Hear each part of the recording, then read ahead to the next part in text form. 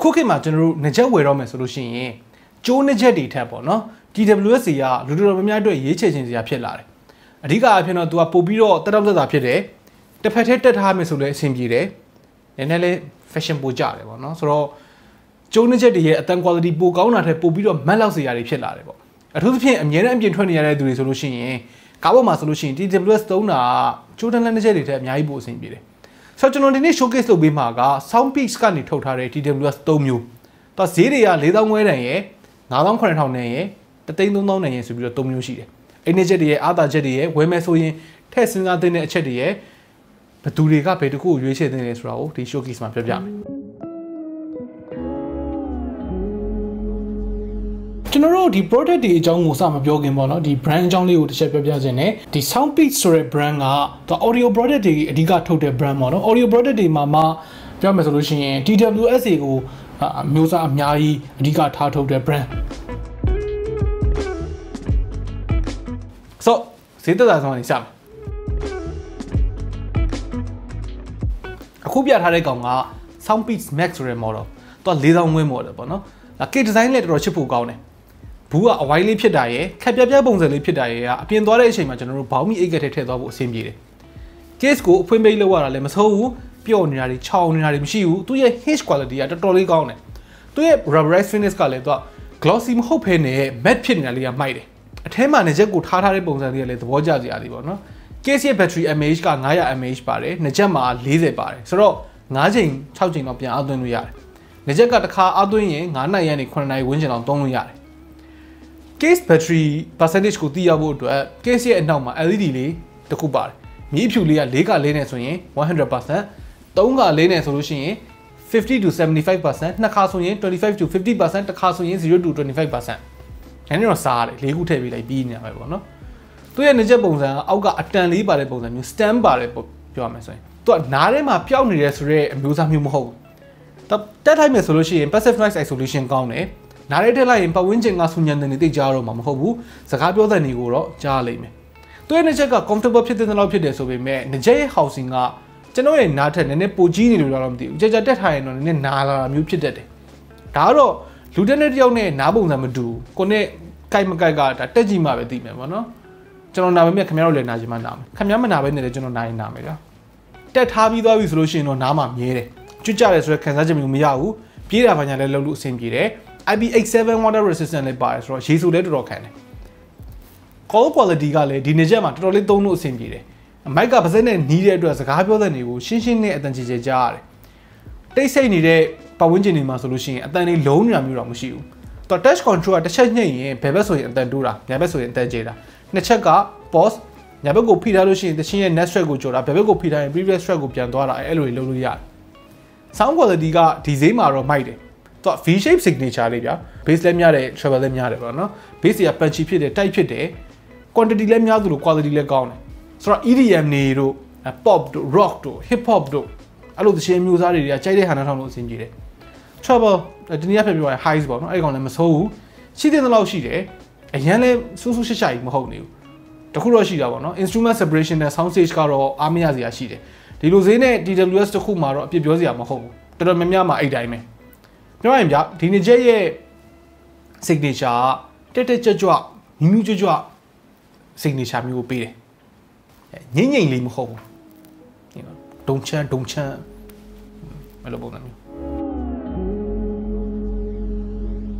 ဒုတိယတစ်ခုကကြတော့9800နန်း True Free 2ဆိုတဲ့ model သူရဲ့ case ကခုနကဟာတဲ့နည်းပို့ထူတယ်ဒါပေမဲ့ဘောင်းမီအိတ်ကက်ထဲထည့်ထားလို့တော့အဆင်ပြေသေးတဲ့အနေထားသူရဲ့ case quality လေးလည်းကောင်းတယ် hinge ကလည်းခုနကလိုပဲကောင်းတယ် case ကလည်း matte finish ပဲ rubberized မဟုတ်ဘူး case မှာပါတဲ့ battery က earbuds ကို9ကလောက်အပြန်သွင်းလို့ရမယ်တခါအသွင်း4နိုင်နဲ့9နိုင်ဝန်းကျင်ကြာခံတယ်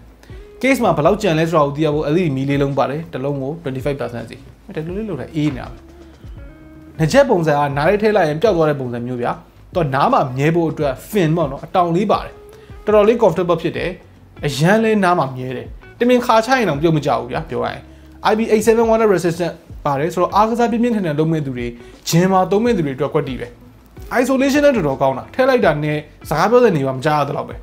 call quality ကကျွန်တော်ခုနကပြောခဲ့တဲ့ Soundpeaks Max လောက်မကောင်း အဲ့ဒါကလည်းသူ့ရဲ့ mic နဲ့ပါဇက်နဲ့ကနည်းနည်းပိုဝေးသွားလို့ဖြစ်နေမယ်ပုံမှန်အတန်နဲ့တော့ပြောရင်တော့ကြားရတယ်ဗျာအတန်တူတူနဲ့ပြောတဲ့သူဆိုလို့ရှိရင်တော့ဘာပြောနေမှသိမရှင်းဘူးဖြစ်တတ်တယ်တခုရှိတယ်သူက touch control မဟုတ်ဘူး physical button ဖြစ်နေအဲ့ဒါနည်းနည်းစားရတယ်ပြီးတော့ clock ကလည်းနည်းနည်းမာတယ်ဒါဆိုတော့ clock ကိုနှိပ်လိုက်တိုင်းမှာနားတွေကိုဖိထည့်လိုက်သလိုဖြစ်နေတယ်ဒါနည်းနည်းနားတယ်လက်သက်နည်းနည်းရှည်နေတော့လက်သက်ထိတ်ကလေးနဲ့ clock ကိုကွက်တီလေးဖိလိုက်မယ်ဆိုတော့အဆင်ပြေတယ်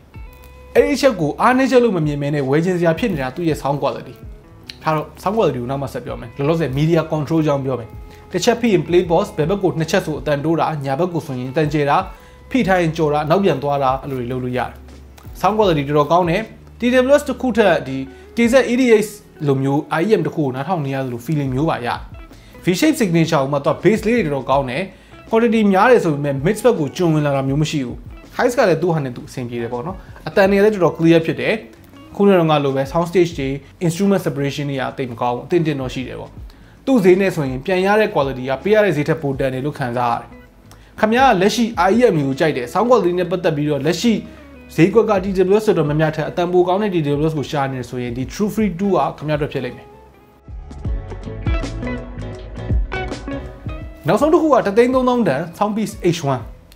သူရဲ့ case ပုံစံခုနကောင်နဲ့ဆင်တယ်ဒါပေမဲ့နည်းနည်းပိုကြီးတယ်ပိုထူတယ်ပေါ့နော်သူဈေးကြီးလေ case ကြီးလေလားမသိ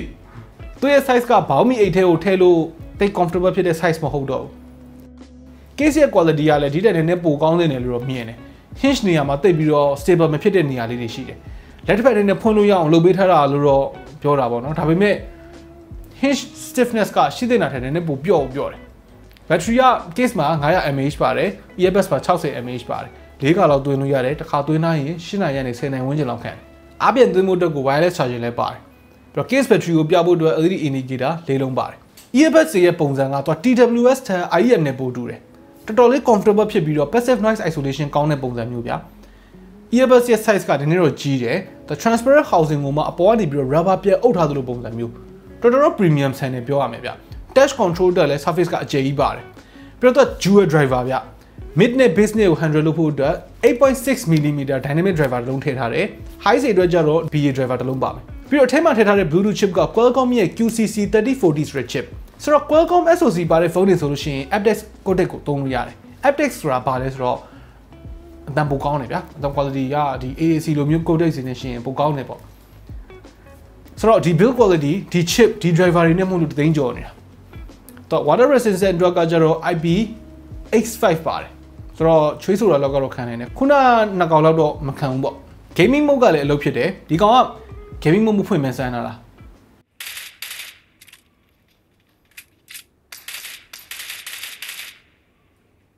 gaming mode ဖွင့်လိုက်ရင် delay ကတလောက်ပဲကျန်တော့မယ်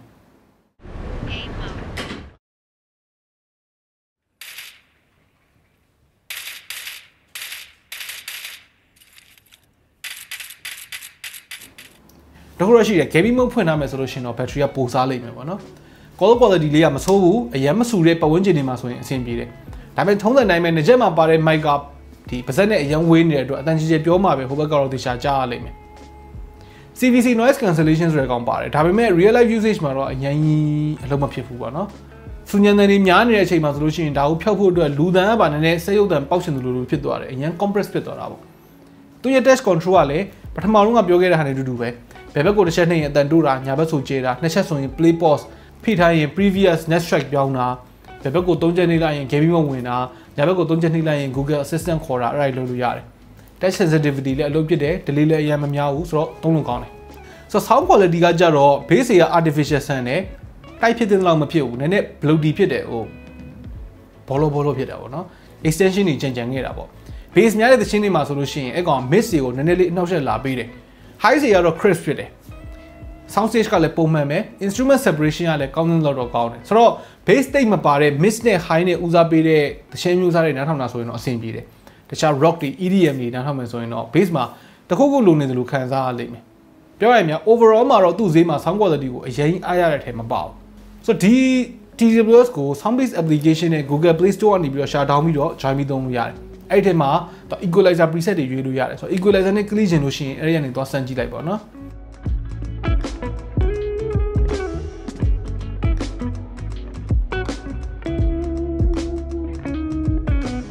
ဒီ TWS 3ခုတွေမှာကျွန်တော်တို့အကြိုက်ဆုံးကောင်က9800နဲ့ Trophy 2ဆိုတဲ့ကောင်သူ့ဈေးမှာအတန် quality မိုက်တယ် isolation ကောင်းတယ် case နဲ့ build quality လည်းမိုက်တယ် gym လိုမျိုးပြေးတာမျိုးမှလည်းကောင်းကောင်းသုံးလို့ရတယ်ဆိုတော့ကျွန်တော်သဘောကျတဲ့ကောင်ရွေးပေးလိုက်ပြီခင်ဗျားတို့ရောဒီ3ခုတွေမှာဘယ်တစ်ခုသဘောကျလဲသုံးနေတဲ့သူတွေရှိပြီလားအောက်က comment တွေမှာခင်ဗျားတို့ရဲ့အတွေ့အကြုံလေးတွေကိုလည်းဝင်ရောက်ဆွေးနွေးညှိနှိုင်းပြီးတော့လို့ရပါတယ် okay နောက်နေ့မှတွေ့တာပေါ့